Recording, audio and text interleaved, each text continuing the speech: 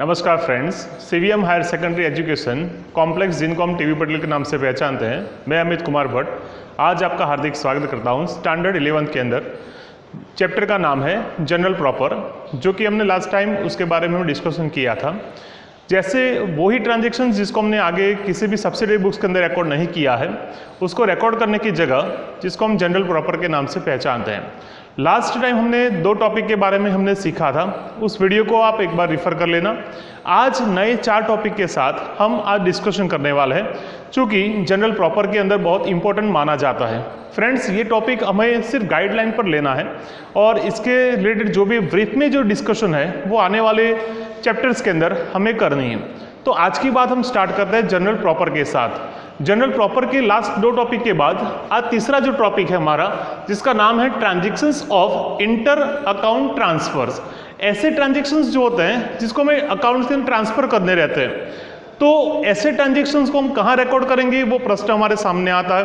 तो उसका सॉल्यूशन ये रहा कि ऐसे ट्रांजैक्शंस को हमें रिकॉर्ड करने की जगह वो जनरल प्रॉपर बन जाती है, जिसको हम एक इलस्ट्रेशन के साथ हम सीखते हैं। एक एग्जाम्पल ऐसा लेते हैं कि ₹5000 payable to Akash is accepted by धरती। एक ट्रांजैक्शन हमारे पास ऐसा है, आप देख सकते हो कि ₹5000 pay to Aakash is accepted by Dharti to पे।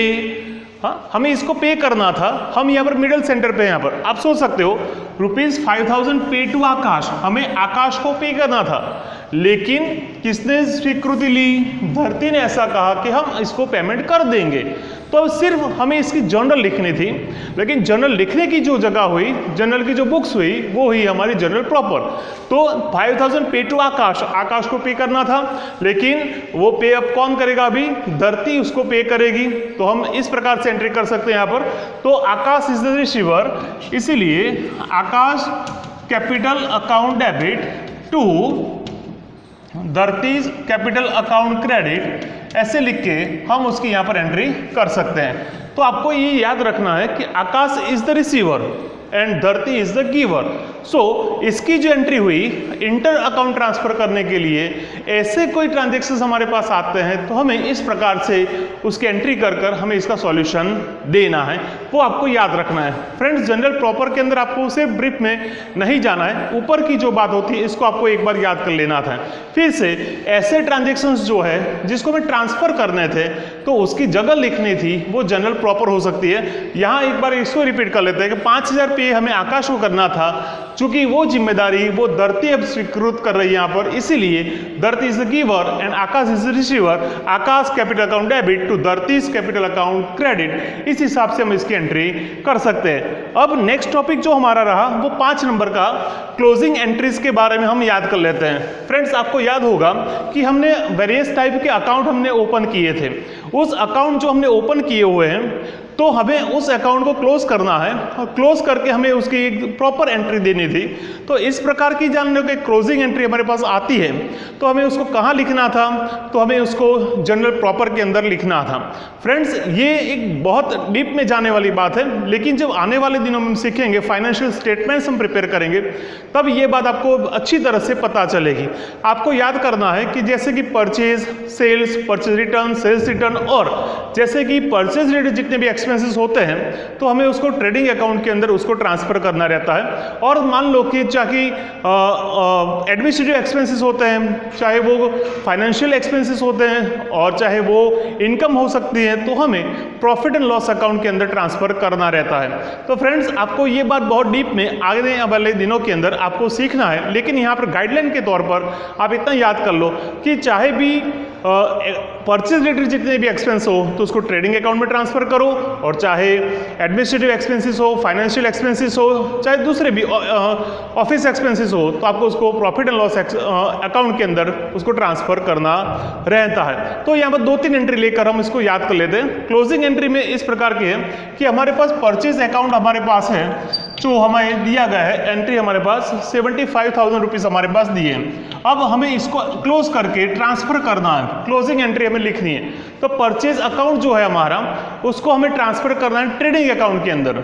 सो यहाँ पर एंट्री इस प्रकार से होगी कि trading account debit 75,000 to purchase account credit 75,000। तो फ्रेंड्स हमें ये लिखना है, लेकिन ये कब हमें पता चलेगा कि आने वाले दिनों में हम जब लेजर पोस्टिंग सीखेंगे तो उस टाइम हम पोस्टिंग एंट्री करेंगे, पोस्टिंग हम क्लोज करेंगे, तब जो डिफरेंस मिलता है वो डिफरेंस हमें ट्रेडिंग अकाउंट के अंदर ट्रांसफर करना रहता है, वो हमें ऐसे सीखने को मिलता है। लेकिन अभी आपको सीखने के लिए सिर्फ एक जानकारी के तौर पर आप इसको याद कर लो, इसको सीख लो, और इसको आने वाले दिनों के अंदर जब हम सीखेंगे तब उसको आप अच्छी तरह से उसको समझ लेना, ठीक है।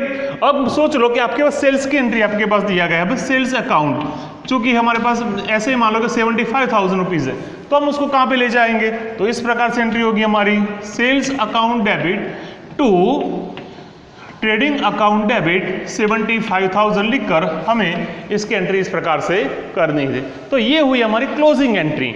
तो क्लोजिंग एंट्री कब लिखते हैं वो आपको पता होना चाहिए कि फाइनेंशियल ईयर हमारा कंप्लीट होता है तब हमने जो लेजर पोस्टिंग की होती है, जब हमें उसकी अमाउंट मिल जाती है तो उसको बंद करने के लिए, क्लोज करने के लिए जो एंट्री लिखी जाती है तो उसको क्लोजिंग एंट्री के नाम से हम पहचानते हैं। तो ये रहा हमारा क्लोजिंग एंट्री के नाम के साथ हुई हमारी डिस्कशन। अब जो बात है हमारी वो है हमारे एडजस्टमेंट एंट्री के नाम से हम पहचानते हैं। तो आपके दिमाग में ये होगा सर ये एडजस्टमेंट एंट्री क्या है, ये क्लोजिंग एंट्री क्या है, रेक्टिफिकेशन क्या है? तो सभी में माइनर डिफरेंस दिया गया है। तो अब जो एडजस्टमेंट एंट्री होती है वो क्या है, वो एक आपके साथ शेयर कर लेते हैं। फ्रेंड्स, आप जब आने वाले दिनों में लेजर के साथ पोस्टिंग आप प्रिपेयर करोगे, पोस्टिंग करने के बाद उस अकाउंट को क्लोज करोगे, तब आपके पास जो बैलेंस मिलती है तो उसको हम बैलेंस जो मिलती है उसको हमें ट्रायल बैलेंस के अंदर में लिखना है।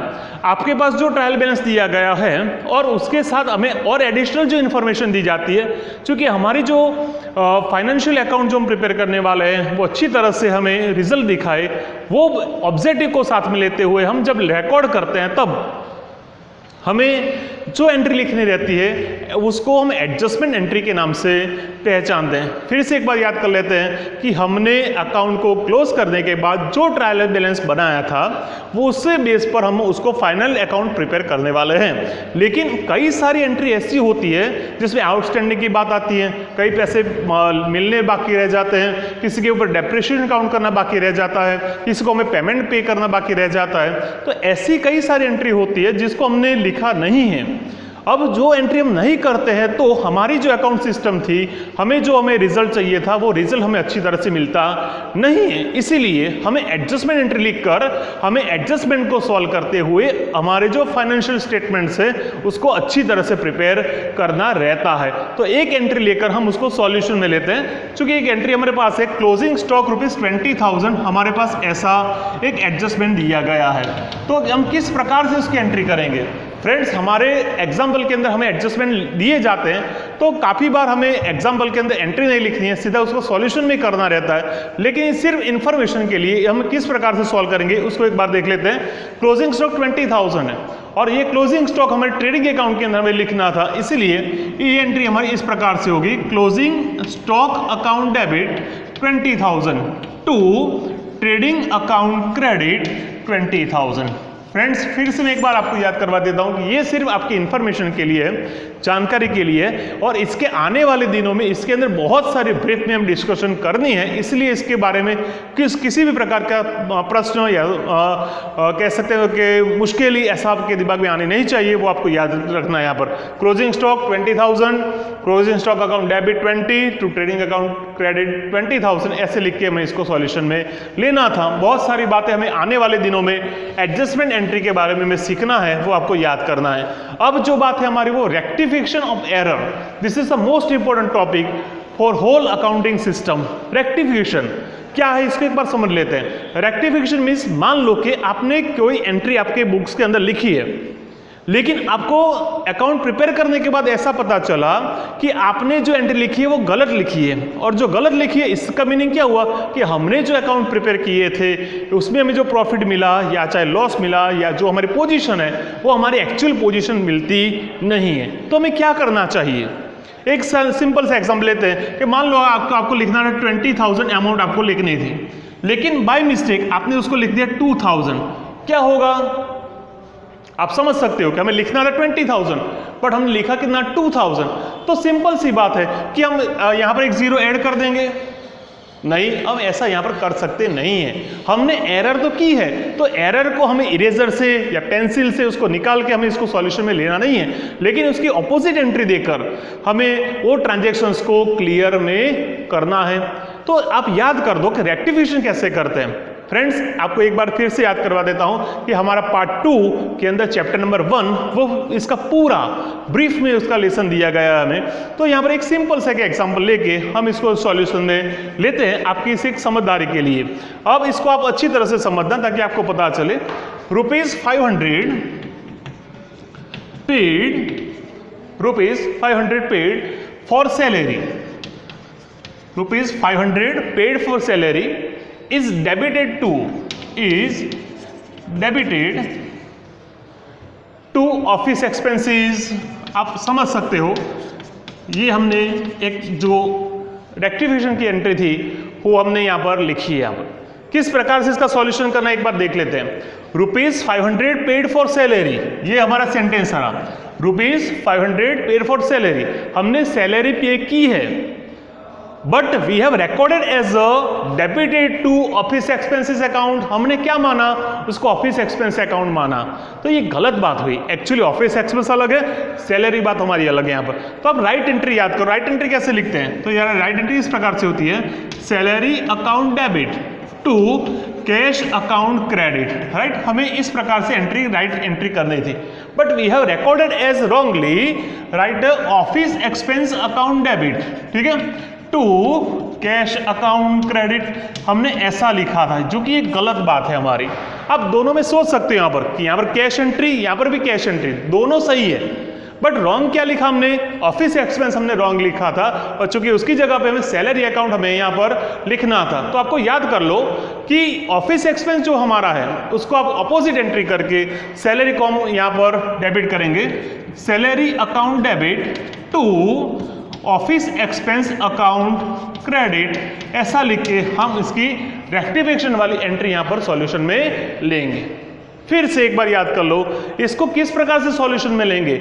ये हुई हमारी राइट एंट्री, ये हमारी रॉन्ग एंट्री और राइट को हमने कंपेयर किया, तो आपको पता चला कि कैश अकाउंट और कैश अकाउंट यानी क्रेडिट जो बात हुई वो सही हुई, लेकिन डेबिट वाली गलत हुई। तो डेबिट में हम क्या कर सकते हैं? याद करो, तो डेबिट जो ऑफिस एक्सपेंस किया था उसकी ऑपोजिट एंट्री करो। ऑपोजिट मींस हमने उसको क्रेडिट कर दिया, और सही क्या था हमारा? Salary account. सैलरी अकाउंट को आपको क्या किया? डेबिट किया।